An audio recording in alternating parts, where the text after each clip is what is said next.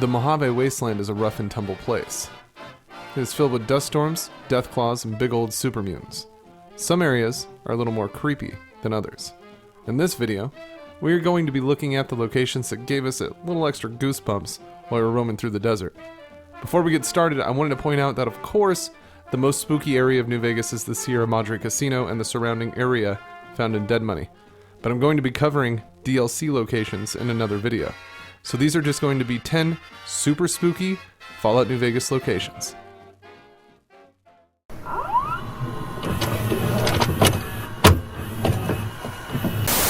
The Mojave is home to many caves, but none are quite as treacherous as Deadwind Cavern, featuring a labyrinth of tunnels, a giant family of Deathclaws, and the corpses of those foolish enough to dive deeper into the earth. Deadwind Cavern is incredibly hard to navigate, and to make matters worse, it is almost pitch black inside. The low visibility mixed with the obvious threats is enough to add it to the list. The legendary Deathclaw that resides here is just the icing on the cake. Sure, travelers brave enough to search this location may find treasures that prove useful, but at what cost? If a Brotherhood of Steel paladin couldn't outlast the cavern, what hopes does a wary traveler have?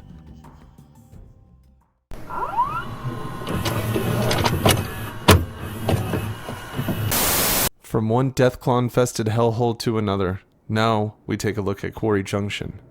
Lying just up the road from Sloan, this area is avoided by most of the population of the Mojave, though the thick dust storms that blow through the area hide the danger from unsuspecting wanderers who may mistake the quarry as a suitable camp. This limestone quarry was once a significant resource of the NCR, producing large amounts of cement.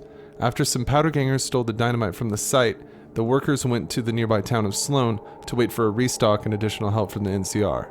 During this time, a rather large pack of Deathclaws decided to take up home here. Only the brave visit the quarry now, the machines acting as relics of the past, guarded by the matriarch of this Deathclaw clan. An alpha Deathclaw protects this tribe as well, with ferocity. All of this is more than enough to keep even the most foolhardy wastelanders at bay.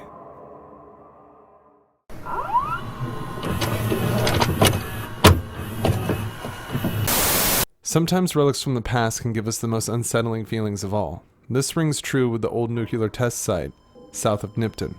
Before the Great War, people would test their atomic weapons in areas like this. Now, it is just a symbol of the past, almost like it was predicting the future. There is a shack on site. Inside, it appears as normal as any other dwelling we can find in the Mojave. However, we can see the body of trash here. A young woman who was tired of the way her life was going, and she committed to becoming a ghoul, so she traveled here to get exposed to the radiation. Things didn't go as planned for Trash, who falsely interpreted the effects of radiation poisoning to that of becoming a ghoul. Her diary still remains in pieces, waiting for someone to read her story. The old nuclear test site reminds us that the past was cursed, seeming to plan their own destruction in a bid to almost hurry to the events of the Great War.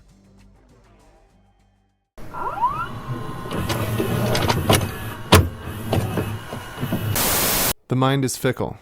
Under the right circumstances, the human brain can manifest all types of nightmarish scenarios. That, coupled with loss, can genuinely lead to madness. The story of Matthew's animal husbandry farm is just that. Torn diary pages tell the story of a child, the parents of which went to Camp Searchlight to gather food and supplies. A day passed, and then another, and after a few days filled with worry, the child went to search for their parents at Camp Searchlight. Arriving at the camp, they couldn't believe their eyes. The Legion had detonated a radioactive explosive, the result of which had turned any human in the area into a feral ghoul, the parents included. Approaching their mother and father, the child was attacked by the now zombified remains of what was once their caretakers.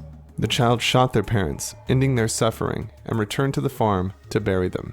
Now, alone with the animals, the child's mind began to decay. Paranoid thoughts of a violent conspiracy orchestrated by the very animals that inhabited the farm crept into their dreams.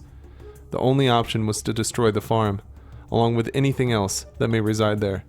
The young wastelanders set the farm ablaze, staying inside and leaving behind only torn pages to tell their story, and a skeleton to mark their final stand. Alone, scared, and diving deep into madness.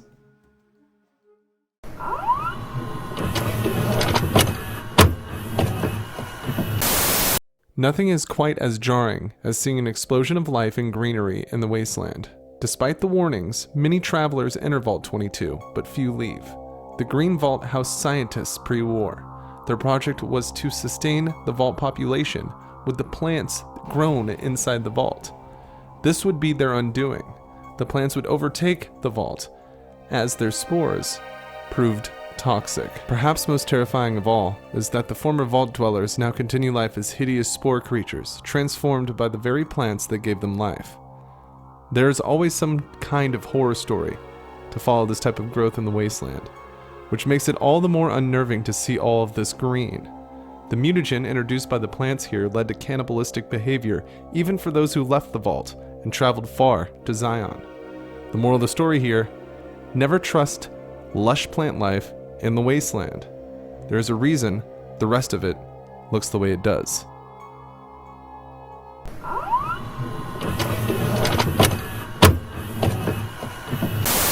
The Mojave is littered with graves. Most towns and settlements have their own makeshift graveyards. Cemeteries have always given people the creeps. Something about being around the dead seems to make our skin crawl. The wasteland is no different. In fact, it may be a little worse, since walking zombies are a common sight. The cemetery at Goodsprings adds a bit of extra spice to the spooky. First of all, this is where the courier was planned to be buried. Despite Benny's failure, seeing the empty grave that you were supposed to occupy is a little unnerving. And coming here at night sets the mood well. Each grave lit by the distant lights of New Vegas. And some say you can even hear the whispers of the dead.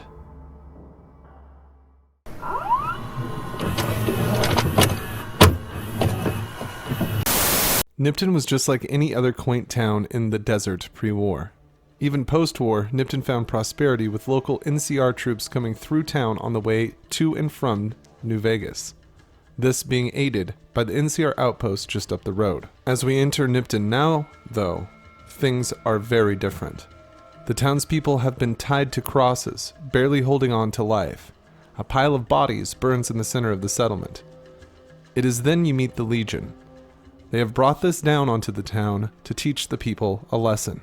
The Legion held a lottery here, with the winners getting to die a faster death, though 2 were spared. Powder gangers. One, the winner of the lottery, was allowed to leave, unharmed. The second place winner had their legs crippled. Nipton is a reminder that no matter how quaint your settlement is in the wasteland, it still may become a target of atrocities.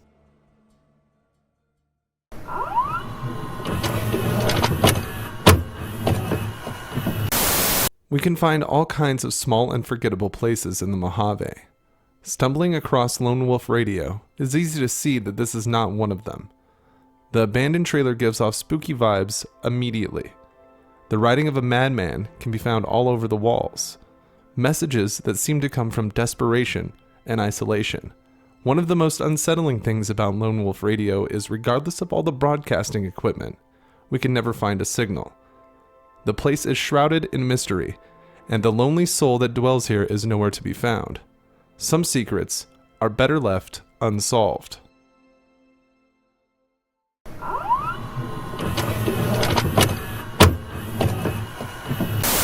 Nothing seems too out of place the first time we see the Ultra Luxe. The staff uniform is a bit eye-catching, but plenty of people in the Mojave have some pretty questionable fashion choices. This group of masked gourmands is called the White Glove Society, and they have some skeletons in their closet. Or pantry, perhaps. The White Gloves consider themselves far above the general population of the wasteland. This could be why there have been incidents of members killing other travelers and serving them for dinner.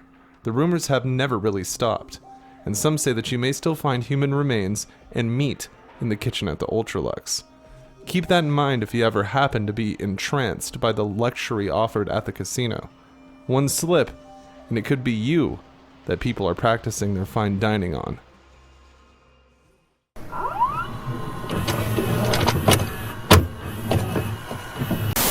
Most stories involving Vault Tech are creepy. Some are sad, some are funny, and the story of Vault 11 is downright heartbreaking. The population of this vault was told that they must make a human sacrifice every year, one of their own. If they failed to do this, all of the dwellers would be killed. The people of the vault held this tradition by smearing one another, much like a nasty political campaign, each person rallying for the other to become overseer and to make that trip to the chamber. When the dwellers of Vault 11 finally had had enough and refused the Vault computer's order to send someone down, they learned the truth. That was precisely what Vault-Tec wanted them to do. Congratulations, citizens of Vault 11. You have made the decision not to sacrifice one of your own. You can walk with your head held high, knowing that your commitment to human life is a shining example to us all.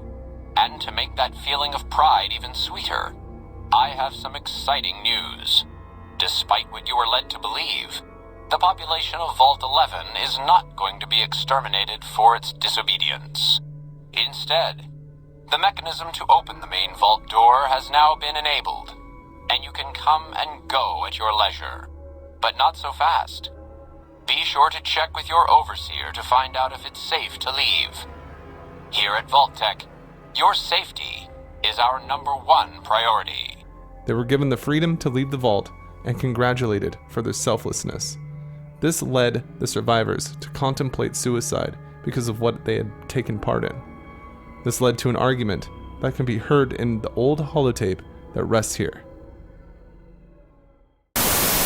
I want to thank you all for checking out my Spooky New Vegas Places video. If you liked what you saw, please consider leaving a like and feel free to subscribe if you want to see more of this kind of stuff.